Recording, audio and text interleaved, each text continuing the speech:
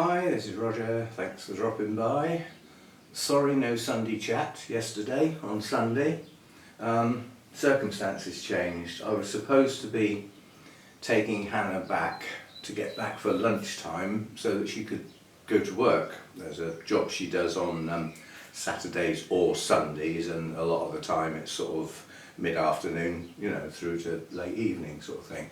But the guy was ill and phoned up, sent a text or whatever, Sunday morning to say that it was cancelled. So Hannah was in no rush to get back, so she stayed longer. So I didn't get a chance to film. By the time I got back from running her home, it was sort of like, well, it was tea time. So I thought I'd had enough for today. So Sunday chat on Monday. We do everything on the 8th, on the 9th, or even on the 10th in bad days. So Sunday chat on Monday, sorry about that. And as it's the Sunday chat, a generalised thank you to everybody who's supporting the channel in whatever way they've chosen. That's channel memberships, that's being a member of the Patreon site and being a patron to the channel, the odd buy me a coffee that comes in, people who subscribe to the channel, and even the people who just do the thumbs up and or leave a comment. Thank you to all of you for supporting the channel. The next Orchid event that is coming up is May the 20th, which is the Burnham's Orchid Festival, which is a mix. There will be some orchid societies there with society displays. There will be other traders there, and there will be the whole of Burnham's nursery to have a look around. So that's a nice day out. I'll be taking Lynn with me, and yeah, that's May the 20th, so that's the next event in the orchid calendar.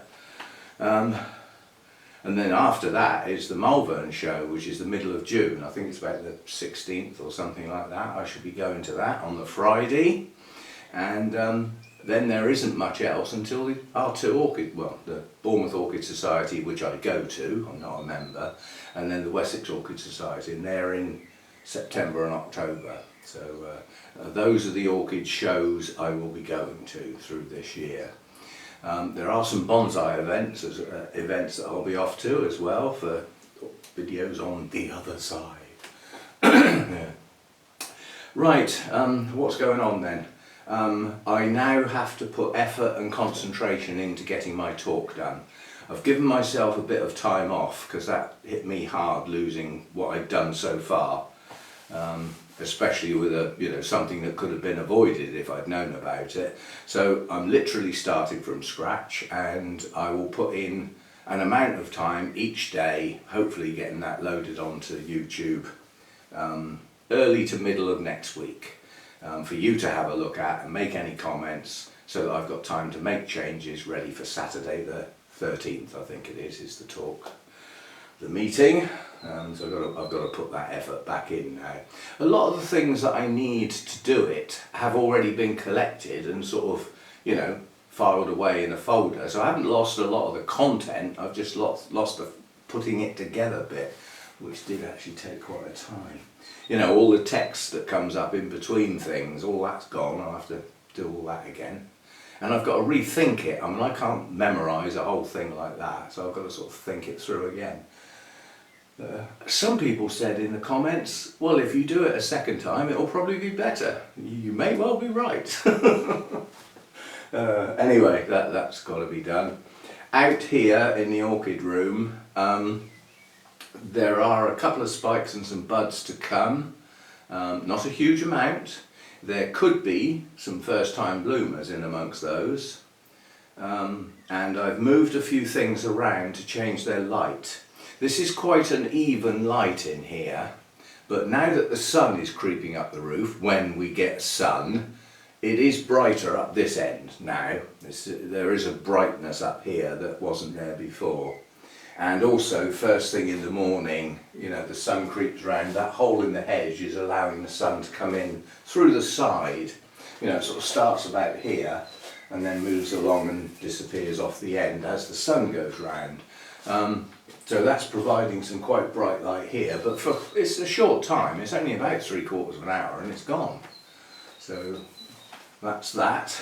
I'm sticking to the temperature settings at the moment, so I'm still staying at 16 at night and taking it up to, I take it up to excuse me, I take it up to 19 relatively early in the day, like sort of 7 o'clock, to coincide with the sun rising and starting to generate some heat. And then after about an hour like that, when it comes around to about somewhere between 8 o'clock and 1/2 when I remember, I bump it up to 21. That's as high as I'm prepared to go with the heater. Now yesterday we had quite a nice day while we were doing our gardening stuff, and it got up to 23 in here, so the heater didn't come on virtually all day, you know. we like that a lot, natural heat, because it was a warm day outside. That little bit of sun on the roof lets a bit of heat in, you know, so on sunny days now we're getting some extra heat in here, which is good, could do with that. The work we did in the garden yesterday, Saturday we did the work in the garden, I'm losing days. Yes, the work we did on the garden was on Saturday, and it was very pleasant doing that work with somebody to chat to as you're going along. I mean, because I'm up early, I made our list of plants, you know, did the research on the internet, you know, plants for butterflies and bees, UK sort of stuff, and got a list of suitable plants that I was liable to find, you know, as some obscure stuff comes up. And then we set off to a DIY store that has a gardening section. And we got some of our stuff in there. I mean, there was a good offer going on there. The herbs were 3 for 10 quid. Well, you know, that's next to nothing, isn't it?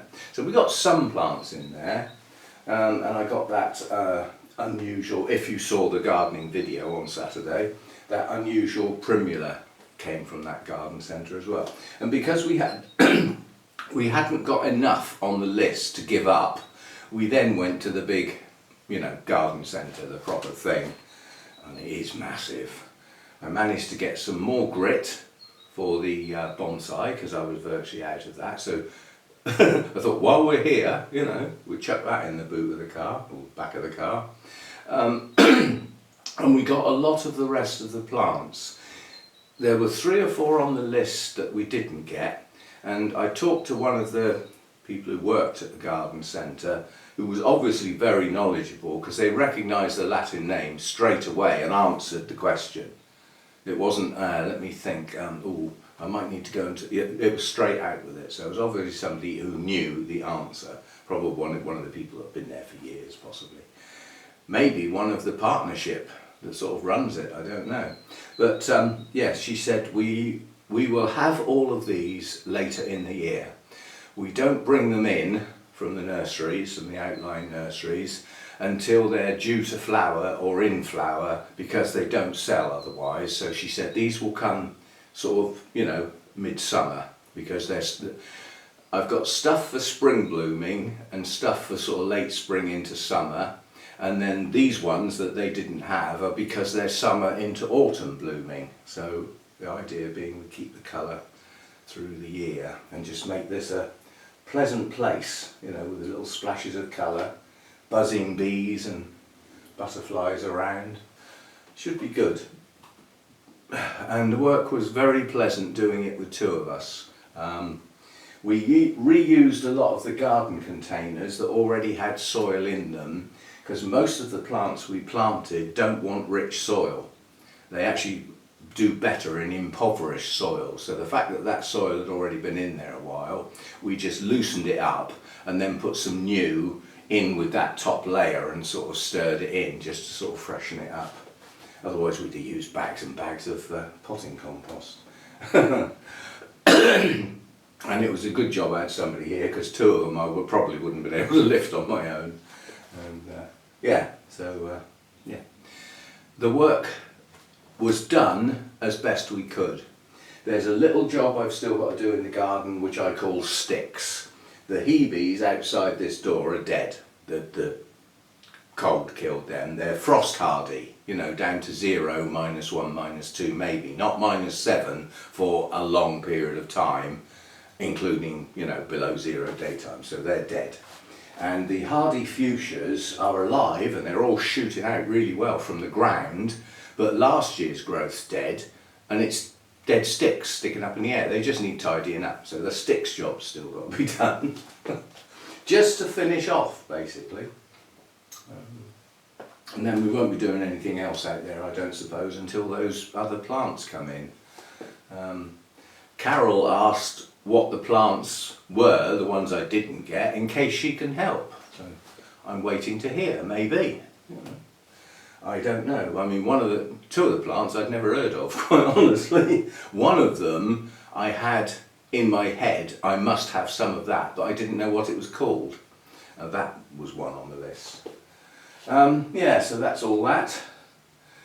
And today for our species sort of chat, I thought I'd chat about something I'm no expert in by any means, and that's Masdevallias. But I may become one, because I've now got an environment where they're going to grow, and they're not going to struggle like they used to. The only reason they will struggle is because they're either not very good plants, or I'm not looking after them as well as I should, because the environment is now okay. You know, I've got 16 degrees at night, in the winter, cold of winter, 15. They're all right down to 12. You know, in old money, like 55 to 60 for night temperatures for them. So I'm okay with my night temperatures. They like cool nights, especially if they get stressed by heat during the day. Those cool nights sort of de-stress them again. Too hot during the day and not cooling down at night, they're going to just slow down and probably eventually just die. They're not going to put up with that for any length of time. Yeah, so I've got my temperatures, and the warmest it's ever going to get out here is below their maximum tolerance level, which is like about 25, 26. Above that, they're not happy. Well, I'll be lucky to ever see 25 in here. The only time that might happen if it was like 30 degrees outside, and in this country that's rare. And I've got fans to cool it down if necessary, or help cool it down. And my humidity stands at around 70% in here. You know, they're okay 60 to 80. So, you know, the funny thing with Masdevallias is the light. That's the thing that puzzles people, because most of the time where you read and where you look at where they come from, they're classed as shady. In some descriptions they'll be classed as shade heavily, but that's a relative term. You know, if it's midsummer's day and you're in Spain and you're stood out there, that light level is intense, and standing under a tree would not be classed as shade heavily. You'd need more shade than that. Yeah, you need it shaded from the sides as well for the reflective light. So light's very difficult to pin down. You've also got the problem with some Masdevallias prefer brighter light than others. How bright? Difficult to judge. I mean, I class this as good light, and it's even light. If I want less than this height, where my head is from here upwards, this lot, the Danny profile from here upwards, if I want less than that light, I have to go down a shelf so that the plants above are breaking that light, if you see what I mean. But a lot of the light comes in from the sides here, not from above. But unless that sun's starting to creep up the roof, then it's more light intense. It's more intense light coming in from above. But I've got the ability to provide heavier shade than a top shelf. Now I'm talking about a genus that I've hardly got any of for a start. I have a couple. I had more around the other place and promptly lost them. I think I tried 4 times with Veitchiana and killed them all. One of them very quickly, within about 2 months it was gone. And that was the heat and probably the light. So I think I've got an environment that's much more conducive to Masdevallias now without effort. It's just how it is in here. 70% humidity with like somewhere between 16 and 22 degrees. I think that's pretty good. So I will probably try some more. They are, unlike other types of orchids, they are quite readily available from Spice Exotic. Trey Saunders has them. I don't think Sarah at Burnham, she has some on occasions that have come across from the mass producers along with the Phalaenopsis and the Phalaenopsis type dendrobiums.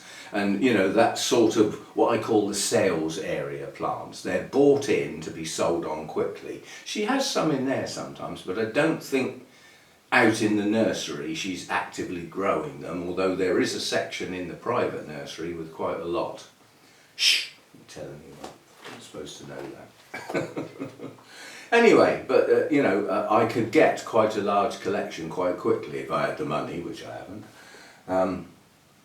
Yeah, I just certainly spent more than I planned at the weekend. It happens, you know. So. But what Hannah said when she started looking at the plants, when we sort of stood back and looked at what we'd done and arranged the pots and everything, she said, do you know, every plant you've bought will last. It'll be there year after year and get bigger and bigger and be able to split and have 2 or 3 instead of just 1. So from that point of view, the plants are actually an investment. So if you get the bedding plants, you might get the lovely splash of colour and everything, but in the autumn you pull them out and put them on the compost bin. And then you have to go and buy another lot next year, unless you can be bothered to plant the seeds, obviously. The cheap way to get bedding plants, quite honestly, is to buy the plug plant. So somebody's already done the seed stuff and the germination stuff, and they're in little plugs to plant out, and then they grow on from there. No disturbance. But I decided I didn't want bedding plants. There were 2 plants I didn't actually show, which are geraniums, but not the hardy geraniums of the garden. These are the bright, loud, you know, red, orange, huge, big sort of flower type things with the patterned leaves. But they can be kept going year on year if you bring them in and protect them in the winter, and then they can go out again in the spring after the frosts have gone. So I didn't show those because they were tucked in under the overhang of the roof. So just to harden them off a little bit, and then they'll get potted up and put out, and that's just they're just a splash of colour type plant. They'll be bright red, real glowing red. I think they glow in the dark, they're that bright. So that was that. But yeah, as far as the Masdevallis are concerned, I could get some more. I mean, I'll show you what I've got, because there's only a few, and one of them is a duplicate because when I repotted it, I split it. So I've actually got 3. So, you know, I'm waffling on about a genus that I can't profess to be an expert at. Now, this is this giant thing, which is Cuculata crossed with Hercules, so that's a primary cross. One of the flowers has already gone. One's on its way out, so that leaves 1, the last one to open. So we'll have a little bit more time with that one. This is, as Masdevallias go, this is a large plant. Now what I don't see at the moment is any new growths coming. So that may well be the last of the blooms for now. Just looking round, that one's bloomed, that one's bloomed. That one hasn't, that one has. That one has, that one is, and that one has. So we need some new growths on here, and even as a non-Masdevallia expert, I know that that is not ideal. Look how much air there is in that pot. Look how many of those roots are in no contact with media whatsoever. Look how dry it is. So this is not on. So what I'm going to do with this one is lift it out of this pot. It will come out easily, I'm sure. Yep. And a few of the roots are attached, but they'll detach. If I wet it first, they'll probably detach easier. Lift it out of there. Niggle away at this older moss round the top. I don't need to worry too much about this, it's in the centre. and then drop this into a bigger pot and replace the gap round the edge with a mix that's small bark, perlite and moss, heavy on the moss, and that will keep it hydrated. So that's the giant. Let's put that back where I got it. Ooh. Yeah, it should fall over.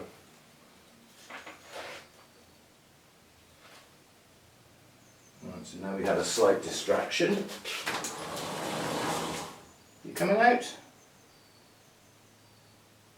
What you doing then? Oh, you are a nuisance. Leave the door partly open. If I'm out here and he wants to go out in the garden, he doesn't seem to want to walk through. It's as though, like, well, you're not supposed to be out there. I'm supposed to be first. You know, you open the door behind me. Oh, daft cat. Right, and then we've got this one. This is a recent one. This is Prince Charming, and I don't think that's. I'm going to have to look at my records. I don't think that's in my moss. I think it was in moss when I got it. Not sure, but this has 2 good new growths coming. Where's my camera? Yeah, so we've got 2 strong new growths coming here, and I know enough about Masdevallias to know that there will be new roots going on under that part of the plant. So that one's to grow on. That's a young plant, so it's a small division basically. So there's that one. And then this is the larger part of the one I split not that long ago, and this is the Inca Prince that I got from Mixed Masdevallias. This didn't seem to be doing so well, and hopefully now I've repotted it. The roots look okay down in there. It didn't have bad roots anyway, but as yet I haven't seen new growths coming up as such, although that's a new growth there. So it has been doing some, but not loads. I think it's got to settle in after its repot before it sort of starts growing stronger. But it'll be okay. You know, some of the older leaves have sort of died off, but it'll be okay. You know, it's now in a media that will suit it, or that suits it, and oh, there's a big new growth coming out there. Just seen one, so it is starting to do new growths. And then there is another one of those that's a smaller division to bring on. So effectively I've got 3 types of Masdevallia, and the one that's in bloom at the moment is on a top shelf, which is probably a little bit too bright for it, but it's up there because it's in bloom. If it's on a lower shelf I can't see the blooms. The blooms don't last forever, it's not going to be up there for long, and it is only just May after all. We're not anywhere near midsummer yet, another 6 or 7 weeks, 7 I think. So I'm okay with that. And it will go on a lower shelf once the blooms are gone. Wait, what do you want? He's doing one of his miserable things again. I was talking to Hannah about him yowling all the time, and she said, because I said, it's sad that he seems unhappy. And she said he's not. As soon as you go up to him, he's sort of, you know, he's bright-eyed, he comes up and he has a purr. He's just got into a habit, I think. Although, I mean, still, it's not nice to hear. Especially at 3 o'clock in the morning, and then again at 4 o'clock in the morning. So it goes on. Anyway, so that's a chat about Masdevallias. As far as feeding them, anywhere between don't and forget very often. Not much at all. They don't need a lot of food. And any food that you give them, I would suggest, is weak. You know, don't start chucking Cattleya or Banda type feed levels on them, and they're not going to have that. The roots will just give in. I mean, when you've got like a bark perlite moss mix, it's going to stay damp for some time before it dries out, so there's plenty of time to absorb the nutrients in the last lot of water you put in there. And personally I would suggest at least 2 flushes after a feed, and I feed those at around 80 to 100 parts per million. Now, some say if you've got bark in the mix, and it's a reasonably high percentage of bark, your feed needs a higher nitrogen level than otherwise you would need. However, if you're in moss, a nice balance across the, you know, sort of NPK thing. But yeah, they're not high feeders at all, we get away. I mean, one Masdevallia grower I spoke to, I said, how often do you feed your Masdevallias? He said, feed? I haven't fed them for ages. Do you know, I can't remember the last time I put feed in the water. But he does use rainwater. Now I know that sounds like pure water, but it's not. There is an element of nutrients in there that it gathers from the air as it comes down. So it isn't pure water like a lot of people think. Nuthatch. I recognise that. I haven't seen the nuthatch on the feeder for a while, I must admit. Well, there's two of them, but I've seen them on the feeder for a while. Yeah, so that'll do for today. I mean, if this idea of having a chat about a genus within the Sunday chat is open to suggestions, like don't do it.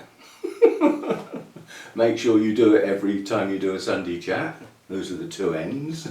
Anything in the middle. But, you know, I mean, you can backtrack because I'm putting that as part of the title, and the Sunday chats are in their separate playlist. You can sort of look down quite quickly in that playlist to see which ones I've already done. Yeah? And you can suggest which one I do next. I might take no notice of you at all, and I might think, brilliant, that's just what I would. You know, I mean, there are some plants in here that I haven't got many of, but those have got less over time, because quite a few of those oddities were lost in the winter due to the previous winter, moving house and a bad growing season. So, you know, and I mean, like if you said, oh, do oncidiums, well, which sort? Oncidiums are alliance. There are pure oncidiums that are called oncidium blah blah blah, yeah? But then you've got the brassias, you've got the miltonias, the miltoniopsis, you know, there's an alliance there, and those oddities, things like brassias, miltonias, miltoniopsis perhaps, are good for a subject to cover, because I've got some, but I haven't got loads. So we could do something like that. But yeah, make suggestions. And yeah, I'll see you next time. It's quite early in the day for me to be finishing the Sunday chat, but I really do need to do some other things today now. One thing I need to do is wash up. Got dishes and pots and pans everywhere. We had some good food this weekend. Hannah, I did Hannah's favourite meal for our Saturday. Because the days were odd, you know, we had two breakfasts. Normally there's only one. Normally I only have to do Sunday morning breakfast because she's here from midday Saturday till sort of later on Sunday. So there's only one breakfast. Well, this time there were two breakfasts to do. And the Sunday breakfast yesterday, if Hannah was going to go home and sort of get herself ready and go straight to work, she probably wasn't going to eat until she came home from work. So I thought, right, we'll have a big breakfast. So we had fried egg, hash browns, beans and bacon. What up?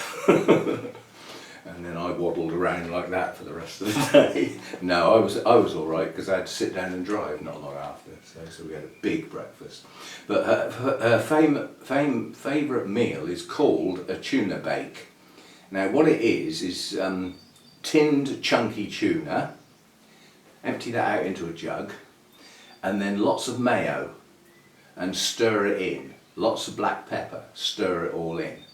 And in the meantime, you cook pasta, the pasta shells, yeah? They've probably got a special name, but pasta shells specifically for this dish. But don't cook them for the full time. Leave them slightly, there's a word for it when it's a bit, not crunchy, but still a bit, not all soggy, yeah? Something like that. And then you take that out of the pan into a sieve and drain it and put it straight back in the pan. Pour in your tuna and mayo sort of, you know, and stir it all up, get it all mixed up. Meanwhile it's getting hot, because obviously the tuna and the mayo is cold, the pasta's hot, so you need to bring that back up to temperature. Then that goes in an oven dish. and in my case goes in the light oven, but an oven, yeah, to bring it right back up so that it's nice and hot all the way through. And then it has grated cheese all over the top, a good layer of grated cheese, and goes back under preferably a grill if you've got it, but I just put it on the top shelf of my light oven, which acts as a grill, until the cheese starts bubbling and starts to brown. This is the bit that's interesting. You crunch up a bag of salt and vinegar crisps, not any other flavour, salt and vinegar crisps, and then you sprinkle those crunchies on the cheese and just put it back in to heat those up. Don't put the crisps on too soon because they'll go soggy from the moisture of the cheese. Take out and eat immediately, and it's gorgeous. Those combinations of tastes just work. And next time Hannah comes down, which will be the first weekend in June, that's the weekend before her birthday, so I'll do that meal again for her because it's her favourite meal, which she hadn't had for a very long time. It's not the sort of meal you do for one, really. It needs to be for two or more to warrant the amount of washing up I got to do. Yeah. Anyway, so we've had some nice food this weekend. Yeah, good stuff. And it was an enjoyable weekend. I mean, the gardening day, Saturday, was a nice day. It was intermittent sun and light cloud. So it wasn't boiling hot out there. You know, you didn't have to start putting hats on because you're out in the sun and all that sort of stuff. It was a comfortable temperature to work in with some sunny interludes, so it was quite nice. Nice enough that I even had a beer. That doesn't happen often. It's because I was working. Anyway, that'll do for today. And what's coming up this week in the way of videos, at the moment I have no idea. But I am cracking on with the repotting of anything that's still in a pot that is ready to be repotted. There's stuff on that list that won't be repotted for some time because the new growth isn't there with the new roots, so I'm not doing it until that sort of time. And that, you know, that might be 2 months away, but you know, I don't know, so we'll have to wait and see. And I'm going to attack some of the mounts as part of the repotting as well. Some of them might just get the old moss scraped off and some new moss put on. Some of them will probably be taken off the mount completely, and some of those might even go in a pot rather than back on another mount. Hannah was surprised when she looked at the mount at how few I've got now. I said, well, you have to bear in mind all my twinkles got taken out and put in pots. They're in that tray down there. There's 6 or 5.5 because one of them's not going to make it, I don't think. And they didn't take kindly to being taken off the mounts, but they were dying on the mounts because of the old moss and the fact that in some cases the mounts were breaking down. So, you know, things like my giant tiny twinkle that was a massive plant with dozens of blooms on, is now a struggling plant in a pot, but it is starting to grow again. So, you know, some have been saved and some will now take a couple of years before they come back up to proper flowering size. But anyway, yeah, that's what's coming up. And obviously the Project Orchids will be on Friday. That will be orchid number 6, I think we're up to now, whatever that is. I can't remember them all. And thanks for those that watch the Project Orchids. They're very low view numbers in amongst my other videos, like my gardening video on Saturday. I know that will be low on the number of views because lots of people are here for the orchids and that's all they want. They don't want bonsai, they don't want garden stuff, they don't want me putting tools together, putting stuff together and things, you know, other things that I do. They're here just for the orchid, so if it's not an orchid video they don't watch, which is fair enough. I've got no problem with this, but I have predictable types of videos that I post that I know I won't get high numbers of views on. So I have to make up for it with others that are far more popular, like the Sunday chat videos, probably the most popular one.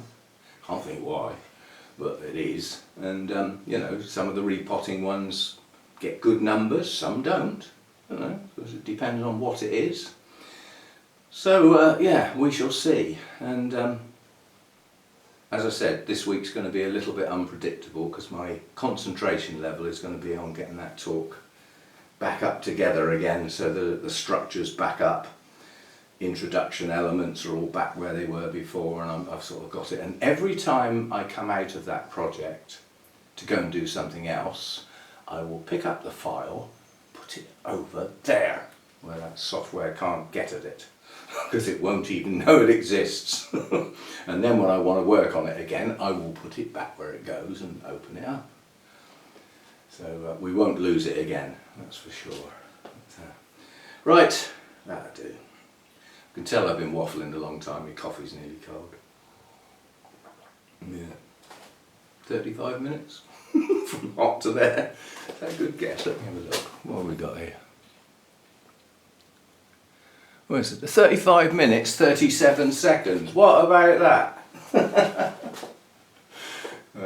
And that was a guess, and it's long enough. It's good enough. So thanks for being here, and thanks for all the channel support in whatever way it is. As I said, whether it's financial, brilliant, or whether it's just a thumbs up. And those comments are always appreciated. You have to bear in mind, if I get up in the morning and there aren't any comments, I've got nothing to do. That's my first job in the morning, is putting a reply on all the comments. And unlike some channels, on this channel, every comment gets attention. They all get read. Most get an actual answer, even if it's only thanks. You know, it's a word that came from me to say thanks for your comment.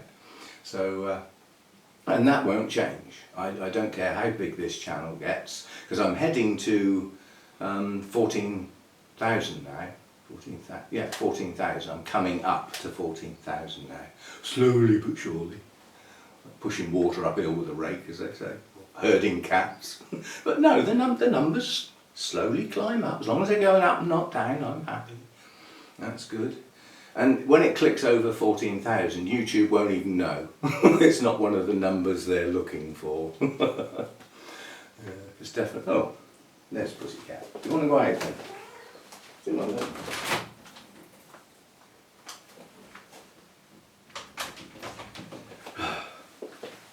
Yeah, I have to keep getting up and letting him out, and then I have to get up and let him in. And I just sort of think, what else have I got to do, you know? And there's a limited time how much longer I'll be doing it, obviously. So, yeah, we shall see. And I chatted with Hannah, and I won't have another cat for a while. I'm going to try, you know, when Mojo goes. I'm not wishing him away, but, you know, as I say, his birthday is next week, I think. He'll be 19 next week. So, you know, he has a limited time. There's not many cats go past 20, 21. So it's not long, is it? And I'm going to try a period without any pets. I'm going to try it, see how I get on. Because I want to go away every now and again. You know, I want to be able to go and do a long weekend somewhere, because the orchids will look after themselves for a short amount of time. I don't want to be tied. I want to be able to go somewhere and split the journey over 2 days and stop overnight and have some breakfast somewhere. You see what I mean? I just want to be able to get out a bit more. So I will try it. If it doesn't feel right, because I've had a cat in the house since I was about 22, 23. But we shall see. Well, that was good. You went out, sat down on the steps, and now you stood there wanting to come in. But that's how it is, isn't it? Come on then. And then we'll have a chat.